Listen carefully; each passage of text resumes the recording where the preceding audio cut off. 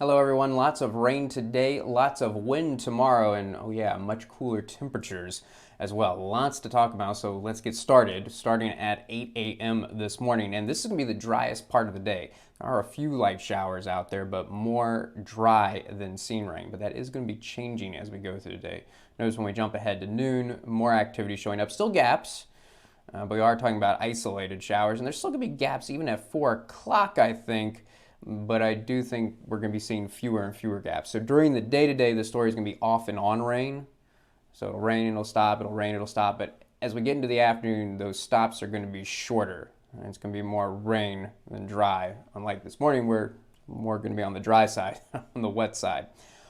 Also, got to talk about temperatures this afternoon. More variety than usual. Look how things are going to vary across the area because a cold front is going to be pushing in. So low 70s, Prophetstown, Geneseo at 4 o'clock, mid 60s in the Quad Cities themselves, but only mid to upper 50s at 4 o'clock in Iowa City and Tipton. And it's going to be breezy this afternoon. Gusts are going to be around 25 miles per hour, and it's going to stay breezy tonight. Oftentimes what we see is it's breezy during the day, but at night the winds die down. Well, that's not going to happen tonight. It is going to stay on the breezy side, and there's going to be even more rain. Unfortunately, it does look like the best chance of rain, when it is going to be widespread, is during the evening hours. And not just showers, but thunderstorms as well. Some heavy rain and lightning coming down. So yeah, looking like a Friday night where it's better just to stay inside. Not going to be too pleasant out there with wet conditions and breezy conditions.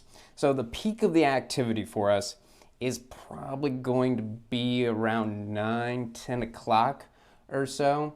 I still think there's going to be quite a bit of rain around midnight, but notice not seeing so much of the storms. It's probably just going to be showers, and finally starting to see a little bit of a gap showing up. So a peak around 9, 10 o'clock this evening, and trying to back off. After we get to around 9, 10 o'clock, we'll see less and less as we go through the night. So let's jump ahead now to early tomorrow morning. Now, by this point, most of the activity is going to be over with, but for the morning hours tomorrow, I'm still going to leave in a small chance of rain. There could still be a few showers around during the morning hours, but I do think by the afternoon tomorrow, it's going to be dry. And keep an eye on temperatures because these are our high temperatures tomorrow in the upper 50s at 7 a.m. in the morning. By the way, by 7 a.m., it's going to be windy again with gusts around 30 miles per hour. Look what happens when we jump to 10 a.m. See that little green dot showing up on, by the way, that's the small chance of rain I'm talking about still during the morning hours tomorrow. Look how our temperatures have come down. Now we're just in the upper 40s, low 50s, and the winds will continue to increase. By now, it's probably going to be about gusts around 40 miles per hour or so. And the windiest conditions are going to be in the early afternoon tomorrow. I do think during the early afternoon, we're going to be seeing gusts around 50 miles per hour. And when you're talking about wind gusts this strong, not only is it unpleasant to be outside, but this is the kind of wind that can bring down tree branches and bring down some power lines. So could we be talking about isolated power outages? Yes, don't think it's going to be widespread, but isolated power outages are a possibility, especially early afternoon on Saturday. And now look at those temperatures, mid 40s. That said, the rain chance over with by the time we get to 1 o'clock tomorrow afternoon.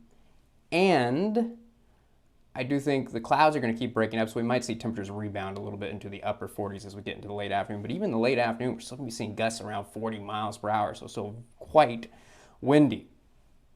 Now, before we get to Saturday night and Sunday, I do want to talk about rainfall totals because this is going to be pretty high-end rainfall totals. I think a lot of us are going to see 1 to 2 inches of rain, but notice more to the west than to the east.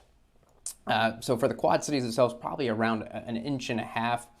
I will say, though, with the possibility of those thunderstorms that are going to be around this evening, there could be a couple of spots that see higher totals in this in the western part of the area. I'm not going to rule out a couple spots seeing maybe as much as 4 inches of rain. That's not going to be widespread. Again, most of us are going to be seeing totals like this that you're seeing here in that 1 to 2 inch range.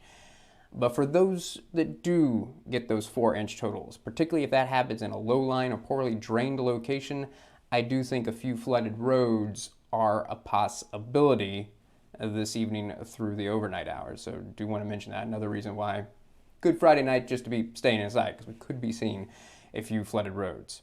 All right, moving on to Saturday night. Going to be completely dry, and we're going to be seeing mostly clear skies.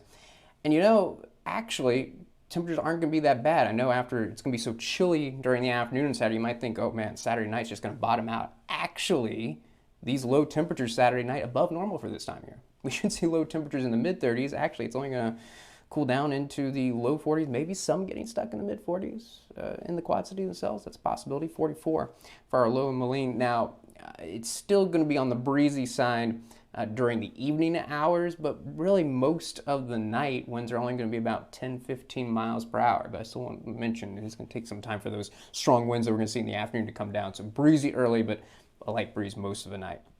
The winds will pick back up some Sunday afternoon, but not too bad. We're just talking about breezy conditions Sunday afternoon with gusts around 25 miles per hour. So nothing like what we're going to see Saturday afternoon with those gusts around 50 miles per hour. And look at these temperatures. Again, above normal for this time of year instead of highs in the mid-50s. Some might get stuck in the upper 50s, but I think most of us are going to reach the low 60s with mostly sunny skies.